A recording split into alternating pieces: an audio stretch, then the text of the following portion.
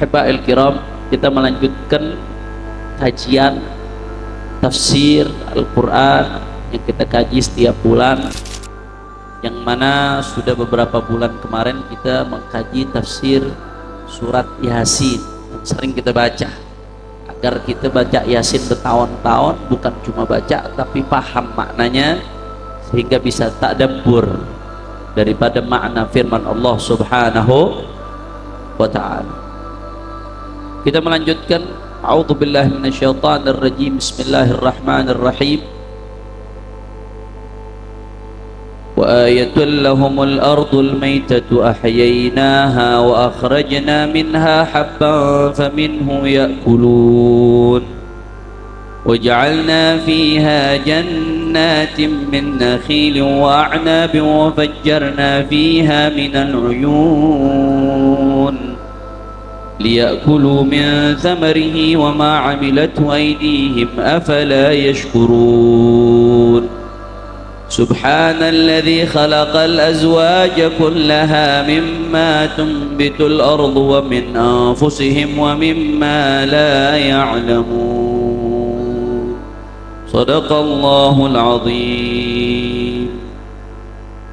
Kita melanjutkan pembahasan tafsir Yasin. Sebelumnya sudah dibahas sama-sama bagaimana di awal surat Yasin Allah Subhanahu wa ta'ala pengen menunjukkan kepada kita semua bahwasanya baginda Rasulullah sallallahu alaihi wasallam adalah betul-betul utusan Allah, sehingga kebahagiaan kita di dunia dan akhirat bergantung kepada iman kita kepada baginda Nabi besar Muhammad sallallahu alaihi wasallam. Kalau kita iman dengan Rasulullah dan apa yang dibawa oleh Rasulullah, maka selamat kita dunia akhirat. Kalau kita nggak iman, kufur kepada Rasulullah dan apa yang dibawa oleh Rasulullah sallallahu alaihi wasallam, maka celaka dunia wal akhirat. Na'udzubillah min. Kemudian selanjutnya Allah jelaskan bagaimana ada hamba-hamba Allah yang memang Allah udah tutup, udah dikasih tanda-tanda kebesaran Allah, tetap nggak mau beriman. Kemudian Allah Ta'ala melanjutkan lagi di surat Yasin ini dengan kisah Ashabul Qaryah Al-Antaqiyah. Kita udah bahas panjang lebar. Ada 3 nabi diutus, Shadiq, Masduq, Syam'un, diutus dan seterusnya, tapi tetap didustakan oleh kaumnya, padahal Allah Ta'ala sudah menunjukkan kebesarannya melalui tangan-tangan mereka. Tetap mereka dusta. Akhirnya kaum yang dusta ini diadab oleh Allah Subhanahu wa ta'ala hanya dengan satu sayhah, satu tiupan saja Allah Ta'ala sebutkan, habis mereka semua binasa. Allah nggak perlu nurunin pasukan dari langit, nggak perlu. Allah nggak perlu nurunin tentara, cuma satu tiupan, kalau Allah mau hancurkan, hancur semuanya. Itu sudah diceritakan sebelumnya, kita dijelaskan panjang lebar bagaimana kisah Ashabul Qaryah dan hikmah yang bisa kita petik di baliknya. Nah, sekarang kita lanjutkan lagi setelah Allah Subhanahu wa ta'ala jelaskan bagaimana Rasulullah sebagai utusan Allah, kemudian bagaimana kisah mereka yang mendustakan ayat-ayat Allah, yang tetap nggak mau menerima kebenaran. Allah ngajak kita ini semua berpikir. Hei manusia, Allah ngajak berpikir. Allah Subhanahu wa ta'ala ini sudah tunjukkan kepada kalian tanda-tanda kebesarannya, bahwasanya dialah satu-satunya Tuhan yang berhak disembah, karena dialah yang maha besar, dialah yang maha menciptakan tersebut. Wa akhrajna minha habban, bukan cuma Allah hidupkan dengan hujan. Ulama ahli tafsir di sini menyebutkan wa ihya wa bil ghaith. Allah hidupkan tanah yang mati itu dengan hujan, tanah gersang mati, Allah turunkan hujan. Wa akhrajna minha habban, dan Allah keluarkan dari tanah yang gersang tadi, yang mati, yang dihidupkan oleh Allah, Allah keluarkan biji-bijian. Maka faminhu ya'kulun, dari berbagai biji-bijian tersebut mereka manusia makan. Bayangin, ente pikir aja deh, dari mana itu keluarnya tanaman? Siapa yang ngurus? Siapa yang ngurus tanaman di berbagai belahan dunia? Di dunia ini yang sudah kejamah sama manusia sama yang belum terjamah manusia, yang belum terjamah jauh lebih banyak. Yang belum disentuh tangan manusia lebih banyak. Bahkan sebelum manusia itu datang, pohonan sudah tumbuh, buah-buahan sudah tumbuh. Siapa yang ngurus? Siapa yang numbuhkan ini semua? Jadi nggak mikir. bahwasanya di sana ada zat yang menciptakan itu semua, yang maha kuasa. Dunia yang segini besarnya bumi, tapi semuanya bisa ditutup, semuanya bisa ditangani. Tidak lain dan tidak bukan, dan yang maha besar itu adalah Allah Subhanahu. Suruh mikir kita. Kemudian nggak sampai di situ. Wa ja'alna fiha jannatin min nakhili wa a'nabi wa fajjarna fiha min al-uyun. Kata Allah, dan kami jadikan fiha, di atas al-ardul maitatu tadi, di atas bumi yang mati tadi, yang gersang, kemudian ditumbuhkan tumbuh-tumbuhan. Allah turunkan hujan sehingga tumbuh yang namanya rumput, yang namanya pohon, segala macam tumbuh. Nggak sampai situ. Wa ja'alna fiha jannatin, dan Allah jadikan di atas bumi itu jannatin. Jannatin di sini artinya bukan sorga. Jannatin di sini artinya basatir, kebun-kebun yang indah. Min nakhilin, kebun korma, wa a'nabin, kebun anggur. Wa fajjarna fiha minal uyun, dan kami keluarkan dari bumi itu apa? Al-uyun, mata air, mata air. Kita sekarang mikir aja, yang namanya air itu ngalirnya dari atas ke bawah atau dari bawah ke atas? Atas ke? Tapi ada mata air yang alami, yang murni. Airnya dari bawah tuh, tanpa pompa. Ente coba aja kalau ente mau kerjain, ente bikin kamar mandi di atas, nggak usah dikasih pompa, air biarin di bawah. Kira-kira bisa naik apa ke atas? Sampai gigi itu jenggot nggak bakal naik tuh air. Mesti dinaikin, yang namanya air itu nggak bisa. Harus pakai pompa, disedot. Bagaimana caranya biar naik dari bawah ke atas? Karena karakter air itu ngalirnya dari yang lebih tinggi ke yang lebih rendah.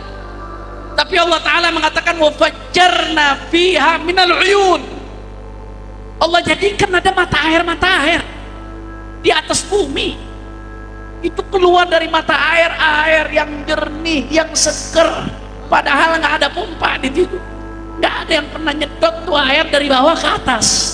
Tapi ada mata air yang alami. Airnya ngalir dari bawah ke atas, keluar ke mata air. Siapa yang ngerjain itu semua? Jawab kompak, siapa yang ngerjain itu semua? Kurang keras, ciptaan siapa? Siapa yang maha kuasa? Siapa yang maha besar? Siapa yang maha kuat? Perlu kita mikir dong, kamu manusia, mikir. Makanya saya pernah ceritain di sini kisah Imam Abi Hanifah. Saya pernah ceritakan sedikit, saya ulang sedikit. Imam Abu Hanifah, manusia ini kadang-kadang ateis, nggak percaya dengan keberadaan Tuhan. Dia pikir semuanya ini alami saja, mengalir begitu saja, tanpa ada peran Tuhan di baliknya. Ada kisah Imam Abu Hanifah, Anda pernah ceritakan mungkin sebagian lupa, ini kisah penting sekali. Imam Abu Hanifah pernah berdebat sama orang ateis. Ini orang ateis udah menang debat sama banyak orang, koar-koar, banyak yang terpengaruh sama dia gara-gara kepiawaian dia dalam berargumen, kepiawaian dia dalam berdebat. Banyak yang terpengaruh akhirnya dengan argumen-argumen yang dia lontarkan, bahwasanya Tuhan itu nggak ada. Ahli debat luar biasa. Akhirnya suatu saat dia udah koar-koar, sesumbar, siapa yang bisa kalahkan saya? Gak ada yang bisa kalahkan saya. Akhirnya ditantang debat sama Imam Abu Hanifah An-Nu'man radhiyallahu taala anhu warḍah. Imam Abu Hanifah ini salah satu murid daripada Imam Ja'far Shadiq bin Muhammad Al-Baqir bin Ali Zain Al-Abidin ibn Imam Husain As-Sibit ibn Sayyidatuna Fatimah Zahra wa Sayyid Ali bin Abi Talib bintu Rasulullah sallallahu alaihi wa alihi wasallam. Cucu murid dari cucunya Rasulullah sallallahu alaihi wasallam. Di antara gurunya Imam Abu Hanifah adalah Imam Ja'far Shadiq, Imam Abu Hanifah Nu'man di antara guru. Imam Abu Hanifah ini ahli rai, ahli logika, cerdas luar biasa Imam Abu Hanifah. Ini orang ateis udah keluar-keluar, nggak ada yang bisa ngalahin saya. Semuanya kalah, udah keluar-keluar, sesumbar dia luar biasa. Sampai pada suatu saat ditantang debat oleh Imam Abu Hanifah. Ya akhir ditentuin sama dia. Kita debat jam sekian di tempat fulan, disaksikan oleh orang banyak. Ya, tantangannya apa? Kalau saya berhasil menang, Abu Hanifah harus ikut keyakinan saya. Tapi kalau saya berhasil kalahkan oleh Abu Hanifah, saya akan ikut keyakinan Abu Hanifah. Di depan banyak orang nih, nggak main-main. Kalau sampai Abu Hanifah kalah, bisa banyak yang murtad ini urusannya. Udah ya akhir disetujuin. Subhanallah, begitu hari H perdebatan dimulai, begitu hari H Imam Abu Hanifah datangnya telat. Wah, dia udah sesumbar. Tuh kan, apa yang dia bilang nggak berani Abu Hanifah datang berdebat sama Anda, dia bakal kalah kalau dia datang. Dia bakal kalah, nggak berani dia datang berdebat sama Anda. Terus waktu berjalan nggak datang Imam Abu Hanifah. Lama udah ketar-ketir nih urusannya ini, kalau Imam Abu Hanifah nggak datang yang nonton bisa murtad semua ini. Dianggap Imam Abu Hanifah nggak berani berdebat sama dia. Udah ketar-ketir. Imam Abu Hanifah belum datang-datang sampai dia udah sesumbar luar biasa, puncaknya dia udah sesumbar. Dia pikir Imam Abu Hanifah nggak bakal datang, tahu-tahu datang Imam Abu Hanifah. Udah telat parah. Kenapa kau telat wahai Abu Hanifah? Kata Imam Abu Hanifah, iya saya minta maaf saya telat, soalnya saya datang dari jauh. Saya datang nih dari jauh. Saya mau datang kemari mesti nyebrang sungai dulu. Begitu saya mau nyebrang sungai nggak ada perahu tadi, nggak ada jembatan, nggak ada perahu, jadi saya nunggu aja. Ketika saya nunggu, tengah-tengah saya nunggu, tahu-tahu ada pohon. Ini pohon ngebelah dirinya sendiri, ini pohon ngebentuk dirinya sendiri jadi perahu. Begitu nih pohon ngebelah dirinya sendiri, ngebentuk dirinya sendiri jadi perahu, saya naik perahu, saya nyebrang, baru saya bisa kemari. Ketawa itu ateis. Wah, saya kata Abu Hanifah, mana bisa pohon ngebentuk dirinya sendiri jadi perahu? Harus ada yang bikin. Mana bisa pohon ngebentuk dirinya sendiri jadi perahu, ngebelah diri, ngebentuk diri jadi perahu? Nggak masuk akal ente. Hayal ente, nggak mungkin dia bisa membentuk dirinya sendiri. Nah, berarti Anda udah menang sampai sini kok ya Pak. Perdebatan nggak perlu dilanjutkan. Anda udah menang. Dari mana ente menang? Perahu aja yang kecil. Perahu kecil. Ente nggak percaya kalau nggak ada yang bikin. Terus ente kira dunia seisinya nggak ada yang bikin? Lu gile. Perahu yang kecil, lu nggak percaya kalau nggak ada yang bikin membentuk dirinya sendiri. Terus dunia seisinya ente pikir nggak ada yang bikin? Otak ente di mana? Dunia dengan seisinya, bumi dengan seisinya, lautan, daratan, gunung, alam semesta, luar angkasa, mana-mana masing-masing planet. Nanti di ayat berikutnya akan dijelaskan. Itu masing-masing planet berjalan di porosnya, nggak berbenturan satu sama lain. Ada jutaan planet. Bayangin tuh kalau meleset satu aja, kayak pikiran manusia, bautnya copot, ban meledak. Kadang meleset satu aja kiamat, saudara. Dia berjalan di porosnya. Nah, kita pikir nih dengan dunia alam semesta dengan sedemikian rapinya, sistem yang sebegitu luar biasa detail, yang manusia nggak akan pernah selesai. Jangankan buat bikin nelitinya aja nggak selesai, saudara. Kita pikir nggak ada penciptanya. Gimana pikiran? Oh iya betul juga. Akhirnya udah selesai, kalah itu orang. Alhamdulillah. Allah pengen ngajak mikir mente. Allah udah ngasih tanda-tanda kebesaran. Ini bumi yang gersang awal mulanya Allah turunkan hujan, tumbuh itu rumput-rumput. Siapa yang menumbuhkan? Ente pikir itu numbuh sendiri. Kemudian ada kebun-kebun yang begitu indah, ada kebun korma. Siapa yang menumbuhkan itu semua? Kemudian ada mata air yang keluar dari bawah tanah, itu air dengan segar. Padahal nggak ada ceritanya air turun dari mengalir dari tempat rendah ke tempat tinggi, nggak. Namanya air yang mengalir itu dari tempat tinggi, tapi bisa mata air keluar, itu air ikhwan. Air keluar dari mata air, padahal dari tempat rendah ke tempat yang lebih tinggi. Siapa yang menggerakkan ini semua kalau bukan Allah Subhanahu wa ta'ala? Tanya Allah katakan wa ayatun, dan tanda-tanda kebesaran Allah Subhanahu. Nikmat kalau kita baca Al-Quran, paham maknanya tuh Allah. Gede hati kita, gede hati kita. Ya'kulu min thamarihi wa ma 'amalat aydihim fala yashkurun. Allah bikin tuh ya tumbuh-tumbuhan keluar dari bumi. Allah bikin tuh air mengalir dari mata air supaya apa? Supaya mereka makan dari buah-buahan yang tumbuh dari tumbuh-tumbuhan tersebut, dan wa ma'amlatu aydihim, dan supaya mereka bisa makan dari apa yang mereka kerjakan dengan tangan-tangan mereka, pertanian dan lain sebagainya. Afala yashkurun, apakah mereka manusia nggak bersyukur dengan ini semua? Mudah-mudahan Allah jadikan kita hamba-hamba yang bersyukur insyaallah. Subhanalladzi khalaqal azwaja kullaha mimma tunbitul ardu wa min anfusihim wa mimma la ya'lamun.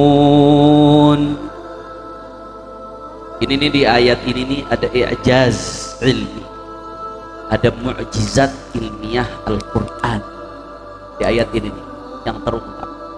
Allah Ta'ala bilang ini ayat ini turun 1400 tahun lebih dulu, belum ada laboratorium, belum ada ilmu fisik, belum ada ilmu biologi, yang namanya ahli biotik belum ada saat itu, ahli tanaman, ahli tumbuh-tumbuhan belum ada. Ini ayat turun 1400 tahun lebih yang lalu, ketika Rasulullah SAW masih hidup, ya ikhwan.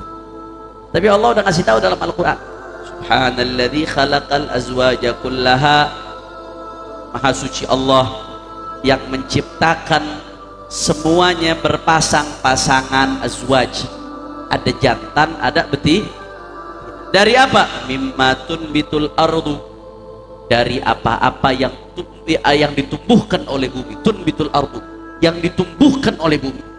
Allah ciptakan itu semuanya berpasang-pasangan. Kita kalau melihat sekilas mata kita lihat, kelihatan nggak tanaman mana yang laki mana yang perempuan? Nggak kelihatan. Kita pakai insto 1000 kali lagi, apakah kelihatan tuh tanaman mana yang laki mana yang perempuan?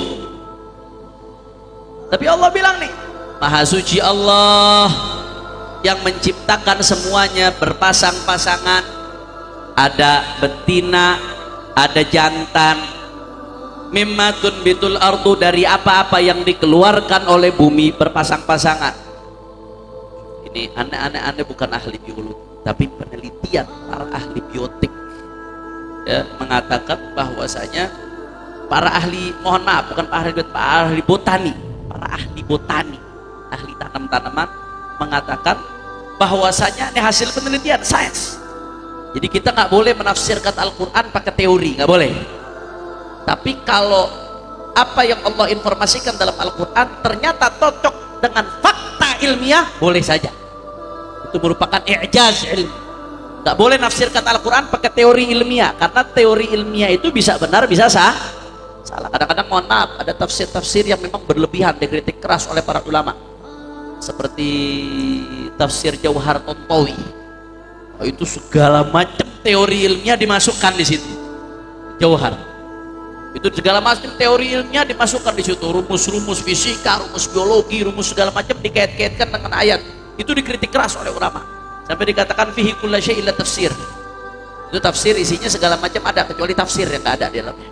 Itu kitab bukan tafsir Al-Quran, segala macam ada. Kitab matematika iya, kitab fisika iya, kitab biologi iya. Nah, nggak boleh ulama mengatakan menafsirkan ayat Al-Quran dengan teori ilmiah, nggak boleh, karena teori bisa saja berubah. Teori kalau dibuktikan ketidakbenarannya dengan teori lain, batal itu teori ya ikhwan. Tapi memahami ayat, tadabbur makna ayat dengan fakta ilmiah boleh. Jelas atau tidak? Paham? Nah, di antara fakta ilmiah apa yang disebutkan? Ya, setiap tanaman itu memiliki jenis kelamin jantan dan betina. Tanaman itu punya jenis kelamin jantan sama betina, setiap tanaman jenis kelamin. Cuman kitanya kagak ngeliat, ahli-ahli kan pada meneliti, mikroskop pada segala macam, bertahun-tahun ada yang mendedikasikan hidupnya buat penelitian. Kita nggak kelihatan, tapi para ahli botani mengatakan fakta yang mereka temukan, fakta ilmiah, setiap jenis tanaman punya jenis kelamin. Makanya salah satunya apa? Salah satunya ya, namanya bunga itu punya organ betina, putik. Organ betina yang disebut putik. Dan organ jantan yang disebut benang sari. Ini pelajaran biologi nih, yang sekolahnya kagak madol insya Allah paham. Madol dari mana? Pengalaman pribadi. Bunga memiliki organ betina namanya putik, sama organ jantan namanya benang sari. Setelah serbuk sari jatuh pada putik bunga, maka peristiwa penyerbukan terjadi, pada akhirnya membentuk buah. Berarti ada jantan, ada betina. Jadi bukan cuma manusia aja yang mesti jantan betina ketemu. Nah, jantan betina ketemu melakukan persetubuhan, yang namanya mani ketemu sama sel telur jadi anak. Nggak cuma manusia aja, buah-buahan begitu tuh. Bunga yang satu ada petik, yang satu ada benang sari, serbuk sari jatuh pada putik bunga, maka peristiwa penyerbukan terjadi, pada akhirnya membentuk buah.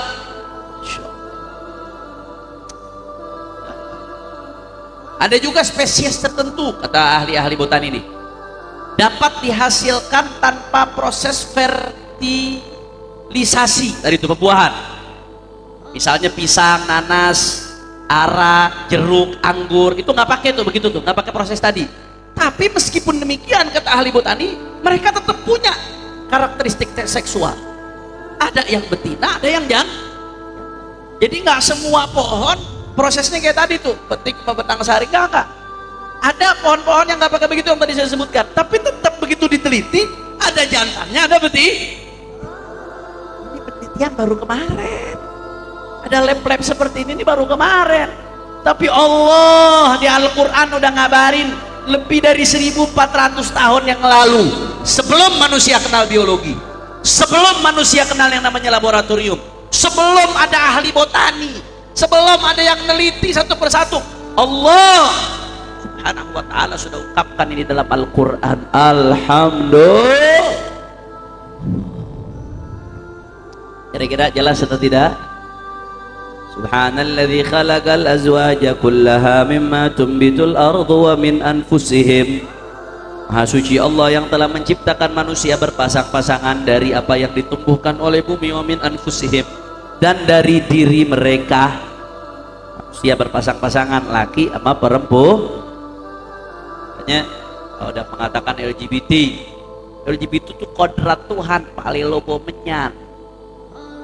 Kalau orang yang baca, yang ngomong begitu tuh, dia baca Yasin, berarti baca Yasinnya kagak ngerti, saudara. Allah bilang wa min anfusihim, dan dari manusia, azwajan, pasang-pasangan, laki sama perempuan. Tanaman aja jantan betina, binatang jantan sama betina. Nah, ini ada manusia jeruk sama jeruk ya. Udah gitu dibilang kodrat lagi, saudara. Innalillahi. Penyakit, bukan kodrat, penyakit. Makanya saya pernah, ada satu dai cerita sama saya, ada satu orang datang ke dia, Habib, saya ini mantan LGBT. Ada satu dai didatangi satu mantan LGBT. Habib, saya mantan LGBT. Saya dulu penyuka sesama jenis, laki sama laki, laki. Terus katanya, iya Beb, saya akhirnya capek dengan ketidaknormalan saya, kata orang tersebut. Capek dengan ketidaknormalan saya cari solusi seperti apa. Akhirnya saya direhabilitasi di satu pesantren di salah satu daerah di Jawa Barat. Direhabilitasi, disembuhin, disuruh zikir, disuruh ingat Allah Ta'ala, disuruh tahajud, disuruh tobat, direhab sudah. Jadi cara rehabnya kembali kepada Allah, bukan itu begitu demen laki, cara rehabnya demen lihat porno, ngaco, akhirnya tambah rusak ya. Demen laki lo, gimana caranya supaya gak demen laki? Lihat porno supaya demen perempuan, paling lo bawa menyan, tambah sakit. Gak ada nyembuhin maksiat dengan maksiat, gak ada nyembuhin maksiat dengan maksiat, itu kesesatan berpikir. Kalau orang mengatakan nyembuhin maksiat dengan maksiat, disuruh tobat, disuruh zikir, disuruh sadar tentang muraqabah, bagaimana semua yang dilakukan dilihat oleh Allah, ini dimurkai oleh Allah, diajak tadabbur Al-Quran, dikasih amalan-amalan, zikir-zikir tertentu. Bahkan ada sebagian yang katanya ini orang kena LGBT gara-gara kemasukan jin, saudara. Sampai ada yang diruqyah dan lain sebagainya. Begitu diruqyah tuh jin bencongnya keluar ya. Jadi ini penyakit. Penyakit itu bukan dimaklumi tapi diobat. Allah bilang dalam Al-Quran, Subhanalladzi khalaqal azwaja kullaha mimma tumbitul ardu wa min anfusihim wa mimma la ya'lamun. Maha suci Allah yang menjadikan makhluknya berpasang-pasangan dari apa-apa yang tumbuh di bumi dan dari diri mereka segenap manusia. Allah katakan berpasang-pasangan, terus lu katakan LGBT kodrat balik lo bau.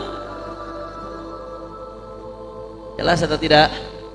Paham? Hati-hati dah, ini pemahaman orang LGBT kodrat itu penyakit. Kalau ada orang kena penyakit ya baik. Jelas atau tidak? Tadi dulu saya ingat Al-Walid Habib Rizik bilang hati-hati, ceramahnya beliau. Ibu-ibu bapak-bapak hati-hati. Kalau lihat anaknya masih kecil udah ada tanda-tanda bakal jadi bencong, Jangan dikasih main boneka tuh anak, apalagi anak laki, saudara. Jangan dikasih main boneka, ganti bonekanya pakai apa? Golok-golokan. Suruh berantem, suruh bergulat, saudara.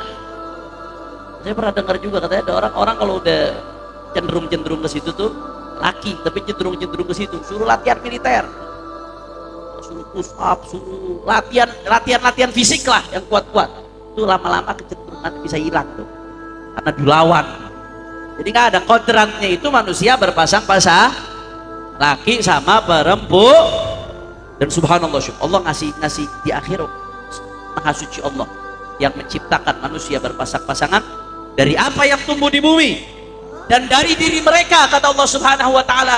Yang terakhir kata Allah, wa mimma la ya'lamun, dan dari apa-apa yang manusia tidak ketahui. Allah bilang saat itu manusia belum tahu nih, ada hal di luar tanaman, di luar manusia yang Allah ciptakan berpasang-pasangan. Ini Allah katakan yang manusia belum tahu, manusia nggak tahu. Subhanallah, seiring perkembangan zaman mulai itu kebuka satu persatu.